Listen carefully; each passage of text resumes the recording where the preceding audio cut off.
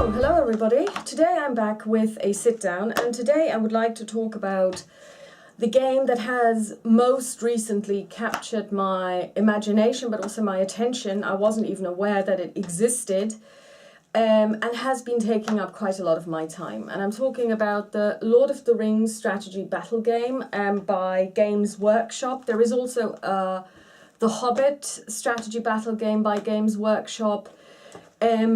The two of them are very similar, if not completely identical. There are different rule sets. I don't know, I think this one is probably the oldest version of the rules. I don't even know if this has a printed in or when it was printed, I don't know. It's a tabletop miniatures skirmish game. So Games Workshop have been around since before forever. A lot of us may know them as, and I'm certainly too young to remember that. First of all, I didn't grow up in the UK, and secondly, I was, too young then. Games Workshop is the company that first brought D&D to Europe. They were the sole distributors and importers of D&D. One of the founders, Ian Livingstone, is also famous for creating those choose-your-own-adventure books. City of Thieves, and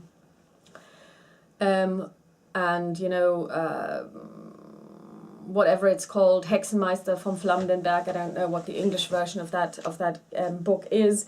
And they also created games like Warhammer, Warhammer 40k, Age of Sigmar, and I'm pretty sure that they've created dozens of other games and series and franchises that I know nothing about, because I'm not into tabletop miniature gaming, or so I thought. I came across this game completely by accident. First of all, it seems to have come out in 2001 as part of the franchise for the movie series by Peter Jackson. And I don't recall seeing this. I don't know if it wasn't played in Germany, or maybe I was going to the wrong shops. I don't know. I have no idea. I came across the game, funnily enough, because I came across a YouTube channel where people ranted. It was called Ranting About Games Workshop, and it was to do with pricing. And I was kind of intrigued because I didn't know what they were talking about, and I'm somebody who's fairly interested in different things that she knows nothing about. So I started listening to this, and then, I started, on YouTube, I started searching for Games Workshop, and up came this Lord of the Rings strategy battle game, and I'm like, what's this? So the first video that I actually saw that dealt with this topic was a playthrough. And it captured my imagination immediately, because I happened to find the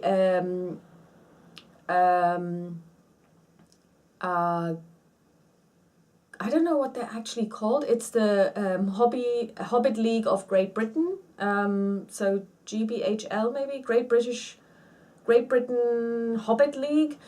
And what they were doing is they were playing through the scenarios from the Lord of the Rings. There are different, this is the rule book.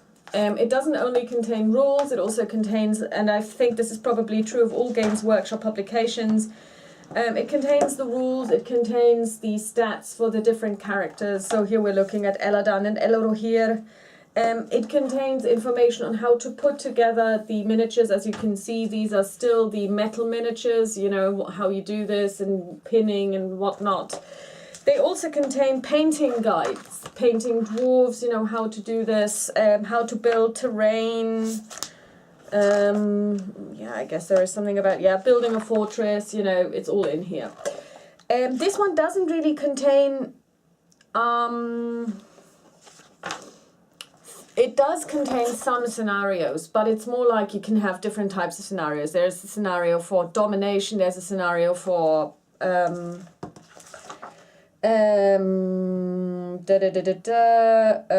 are different types of scenarios that you could use.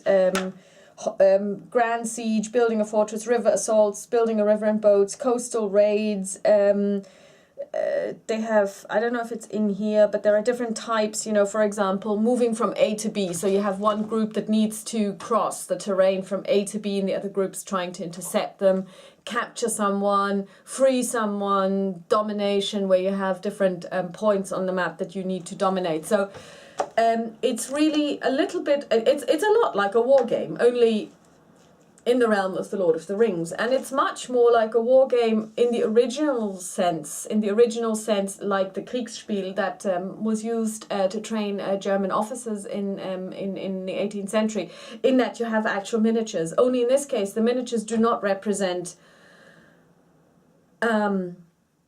large groups of people, but just one individual. So that's why it's a skirmish game, because, you know, you might end up with 100 miniatures, but each one of them represents one single individual. It could be an orc, it could be a human being, it could be an elf, it could be whatnot, it could be a troll for what we know, you know, but it's just one individual. So, and of course it's all in 3D, and the idea is that you build a terrain. So when you look at a normal...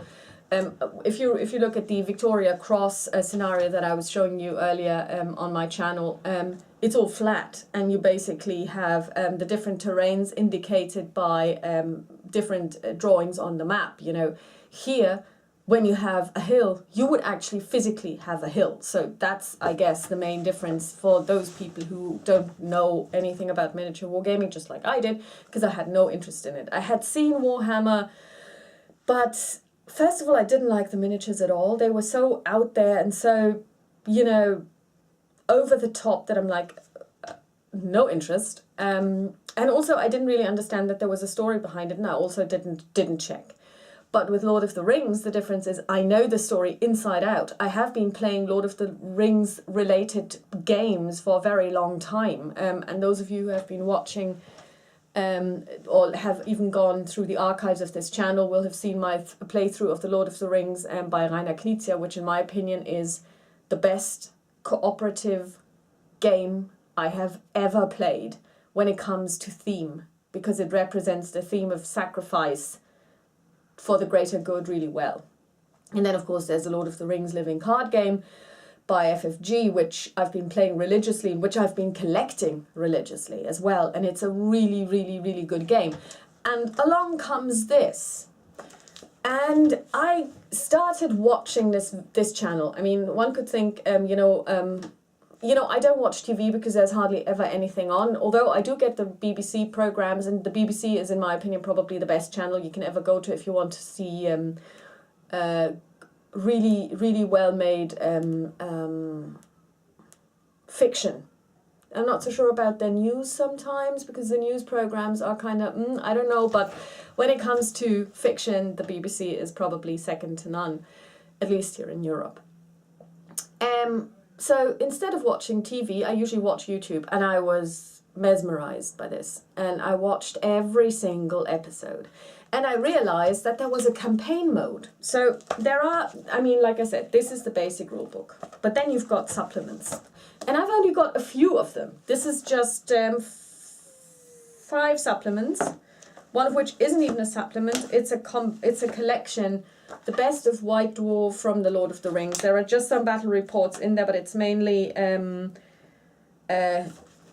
how to paint.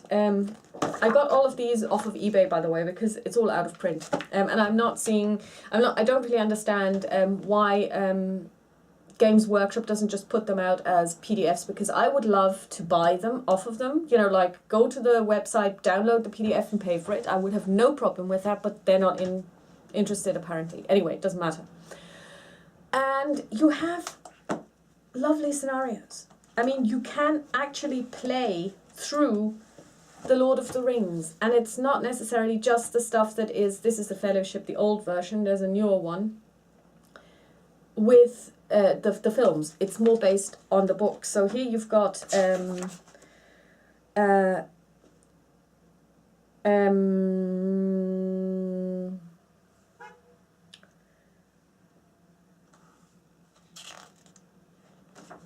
different scenarios. So, for example, the Bridge of Khazad Dûm. Okay, that's directly from the film, and also in the books. The Weathertop scenario where the ring raids attack.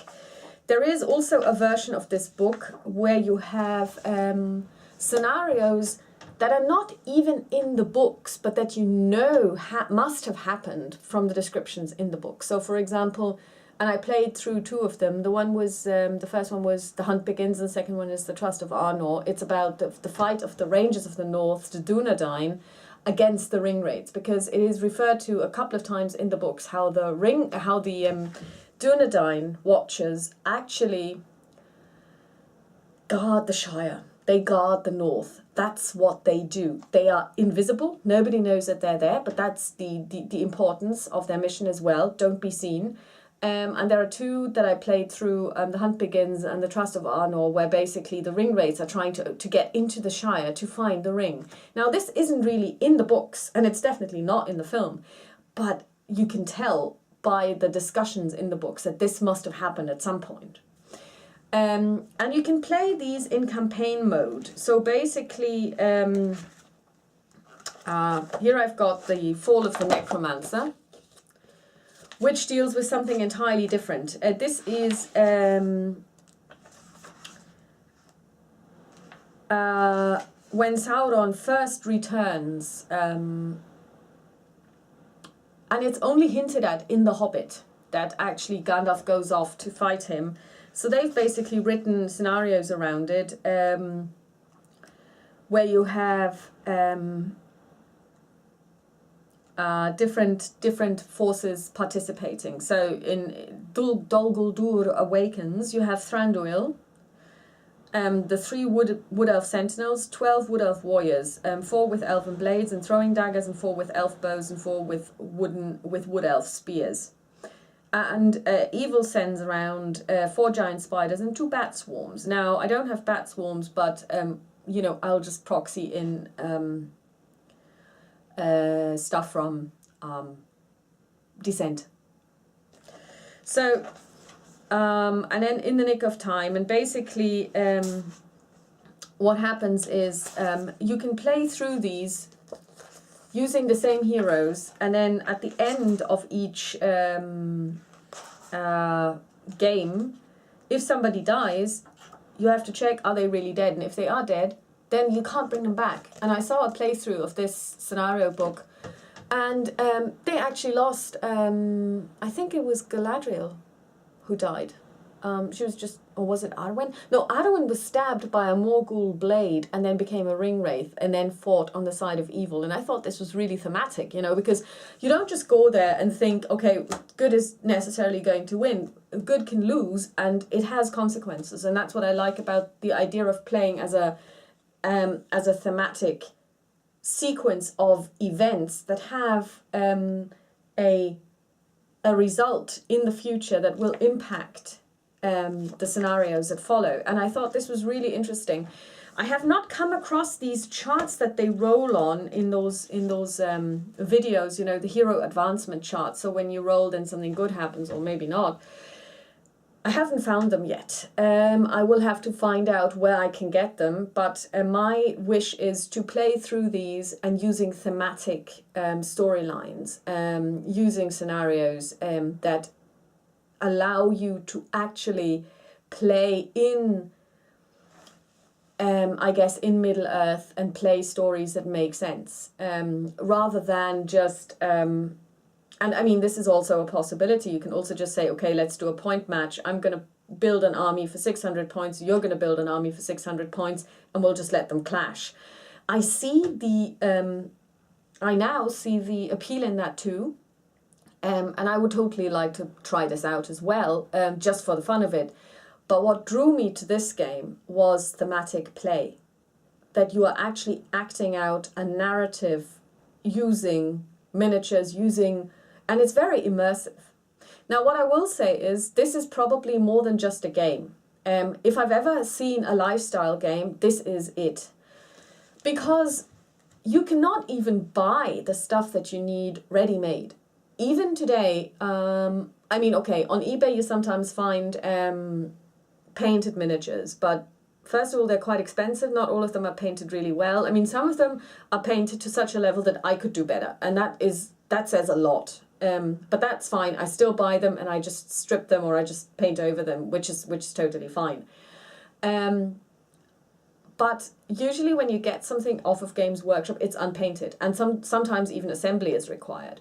Now, that takes time, and there hasn't been a single week since I started with this that I have not worked on the hobby.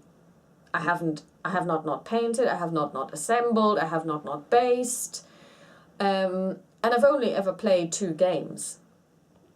And those were recorded, and those of you who are interested can watch them. I had a blast. But most of the time at the moment, I'm either shopping on eBay to get the miniatures that I need, because I want thematic play, so there are certain people that I do need. So although, you can proxy people in, I think I've got 4 Gandalfs at this stage. I'm just going to take away his staff and I'm going to replace it with a bird, and then I'm going to paint him brown, so that's now Radagast.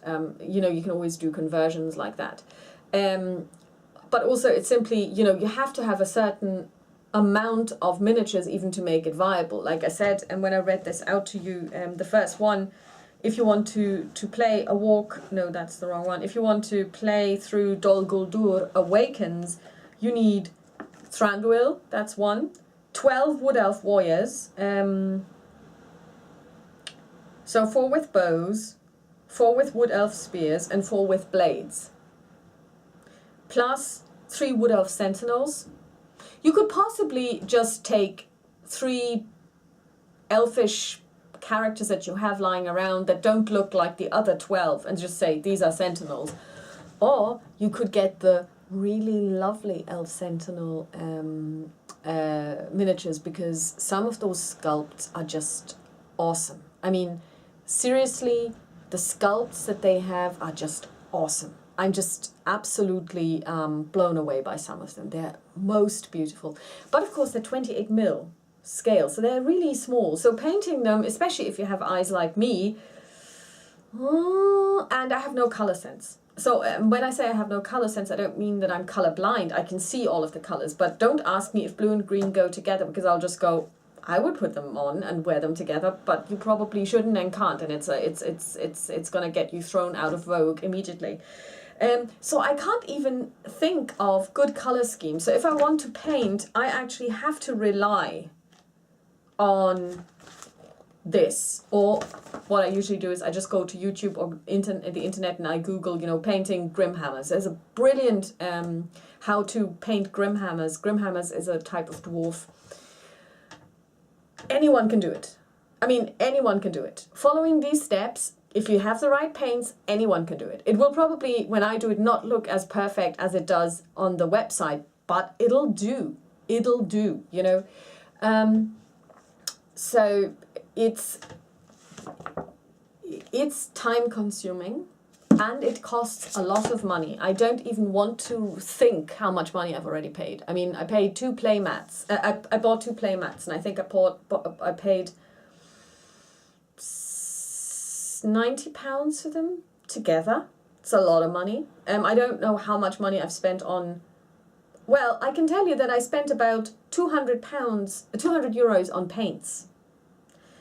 I've just bought 3 carrying cases for the miniatures, because you can't just hold them in your hand. They are quite some of the, even the metal ones, they're not that sturdy. They have thin weapons, that could break, and some have broken.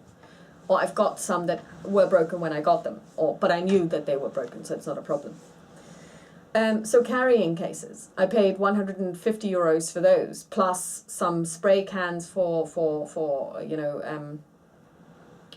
spraying the miniatures. You want to prime them. Then of course the miniatures themselves, I have no idea how much I've paid for them, because mostly I get them through eBay these days, because I do want to have metal ones. They just have a nicer feel. I do have plenty of plastic ones as well, which I also got through eBay. I only bought a couple of things from Games Workshop directly. but I bought them for a particular purpose. So, you know, and I bought some original stuff through a different provider, and it was actually cheaper than getting it through Games Workshop. And some things I will just proxy in. So I needed 20 wargs, and they are just very expensive. So I just got Reaper miniatures. I'll just have to put them on 40mm bases, and everything will be fine, you know. But it's quite expensive, and mostly, you know, also it's time consuming. You really have to get into this. I have gotten into this. I'm in the lucky position that I've actually finished my degree. Well, sorry, not my degree, but my course is over. So I'm not going to start uni until October. But come October, I won't have time, you know. So I'm trying to get as much done as I can now to even have like a couple of armies and a couple of characters ready that I can say to a friend of mine, okay, I've got the stuff, let's play through these, because then I just have to grab everything, put it in my car, drive over to them, and just, you know, we can just play. But for that I have to prep a lot, because also I have to do my Tai Chi. As you know, I've got serious back issues, so I have to exercise daily, and that takes time. And also sitting down for long periods of time isn't something I can do. So just sitting there for hours painting is actually not possible for me. So I have to, you know, stagger what I do. So today I spent, I think, 30 minutes basing. Next I will be gluing them together. But the good thing is I can actually paint lying down, because lying down on a flat hard surface is actually very good for my back. So I can actually just lie there and paint. But like I said, I mean, it's an interesting game. It's a game that can keep you going for years. Even once you've collected everything you would like to collect, you could play these, you could put together your armies, you can devise your own scenarios, of course. You know, there are different types of scenarios that are explained. And I mean, Tolkien himself lends himself to so much interpretation. There is so much that is hinted at in the books. Why not play The Fall of Gondolin? You just need high elves. And if you don't have enough high elves, just pretend that the wood elves that you've got are high elves. You could play through the whole Silmarillion if you wanted to. I mean, a lot of the people in the Silmarillion are actually characters that have been produced for this. Galadriel, for example, Celeborn, Círdan, Glorfindel. Possibly Thranduil is in there, I don't know. But then again, you can also just say, okay, generic elf leader, generic female elf, you know, it's possible. You just have to use your imagination. And if you have a scenario where you need a female elf leader and you don't have anyone, let's say you need Celebrian, who's Galadriel's daughter. There isn't, to my knowledge, there isn't a miniature for her. But if you needed it, you could just take Galadriel. Probably the two of them didn't look too dissimilar because they're mother and daughter.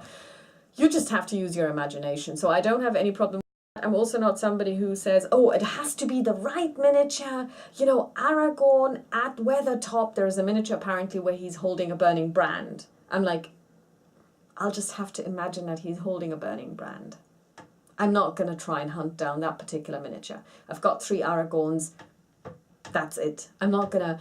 If somebody gives me the Aragorn miniature with a burning brand for free, I won't say no. But it's not like one of those where I'm like, yes, it has to be the right one. Or in this particular instance, I need a Gandalf that's wearing a hat, but not a sword.